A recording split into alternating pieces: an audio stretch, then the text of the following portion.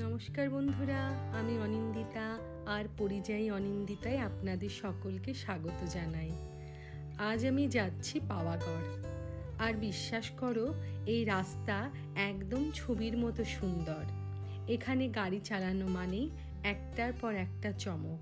কখনো গ্রাম, কখনো জঙ্গল, আবার কখনো পাহাড়ি বাঁক। পাওয়াগড় যাবার পথটা কি শুধুই রাস্তা? না, এটা এক অভিজ্ঞতা। শহরের ভিড় পেরিয়ে সবুজের মধ্য দিয়ে পাহাড়ের আঁকাবাঁকা পথে যাওয়া।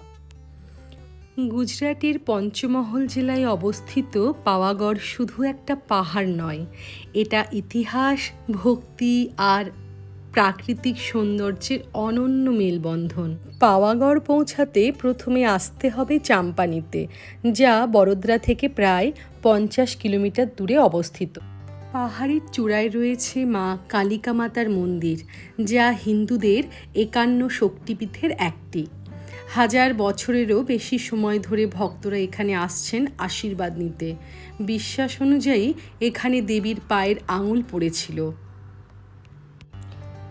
এরপর আমরা গাড়ি একটা নির্দিষ্ট স্থানে পার্কিংয়ে রেখে আমরা বাস ধরলাম মন্দিরের উদ্দেশ্যে।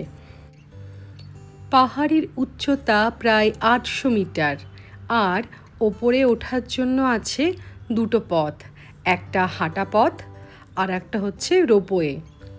রোপওয়ে দিয়ে 6 থেকে 7 মিনিটের মধ্যেই পৌঁছে যাওয়া যায়। আর হাঁটা পথে গেলে পথে পথে দেখা মেলে মেঘে ঢাকা জঙ্গল, ছোট ঝর্ণা আর অপূর্ব দৃশ্যের। পাওয়াগড়ের পাদদেশে আছে চাম্পনির প্রত্নতাত্ত্বিক নিদর্শন, যা ইউনেস্কোর ওয়ার্ল্ড হেরিটেজ সাইট। এখানে ঘুরে দেখলে ইতিহাসের গল্প যেন জীবন্ত হয়ে ওঠে। সুলতানি স্থাপত্য আর হিন্দু জৈন মন্দির মিলিয়ে এক অনন্য ঐতিহাসিক পরিবেশ সৃষ্টি করেছে। ধীরে ধীরে ওপরে উঠছে রোপওয়ে, আর জানালার বাইরে খুলে যাচ্ছে এক নতুন দুনিয়া। নিচে সবুজ জঙ্গলের সমুদ্র, মাঝে মাঝে দেখা দিচ্ছে লাল মাটির আঁকাবাঁকা পথ। দূরে মেঘে ঢাকা পাহাড় যেন হাত বাড়িয়ে ডাকছে। প্রতিটা মুহূর্তে দৃশ্য বদলে যাচ্ছে, কখনো গভীর উপত্যকা, কখনো ঝর্ণার সাদা রেখা। আর ওপরে তাকালেই দেখা মিলছে মা কালিকা মাতার মন্দির। রোপওয়ের এই কয়েক মিনিট হয়তো পাওয়াগড় যাত্রার সব থেকে জাদুকর মুহূর্ত।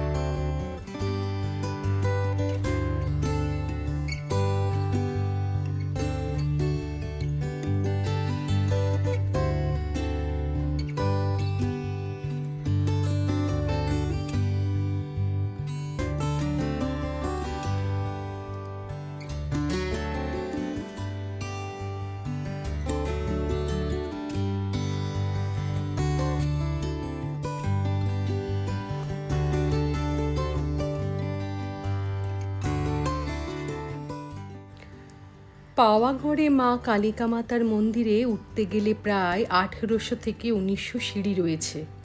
তবে সঠিক সংখ্যাটা শুধু একটু এদিক ওদিক হতে পারে, কারণ অনেক পুরাতন সিঁড়ি বদলে নতুন সিঁড়ি লাগানো হয়েছে, আবার অনেক জায়গাতে নতুন নতুন সিঁড়িও বসানো হয়েছে।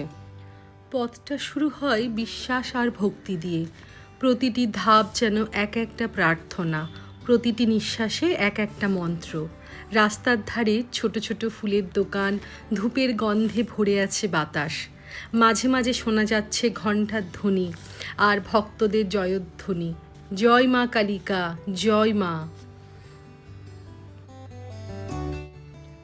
উঁচুতে ওঠার সাথে সাথে চোখের সামনে খুলে যাচ্ছে পাহাড়, জঙ্গল, আকাশের অপূর্ব মিলন। আর যখন দূর থেকে মন্দিরের চূড়া দেখা যায়, তখন মনে হয় সব ক্লান্তি যেন মিলিয়ে গেল। এই পথ শুধু গন্তব্যে পৌঁছানো নয়, আত্মার সঙ্গে ঈশ্বরের সংযোগেরও এক যাত্রা।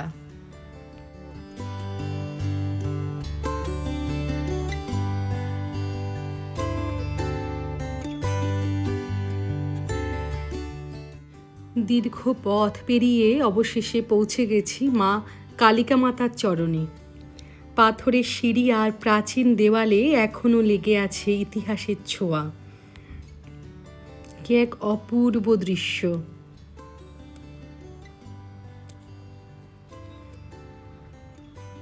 আমরা এবার এগিয়ে যাচ্ছি মায়ের দর্শনের উদ্দেশ্যে। এই মন্দিরে প্রচুর দর্শনার্থীদের ভিড়, শুধুমাত্র মাকে দর্শন করবে বলে। দেবীর রূপ কালো পাথরে খোদাই করা, আর যার সামনে ফুল, নারকেল আর প্রদীপ দিয়ে ভক্তরা প্রণাম করছেন।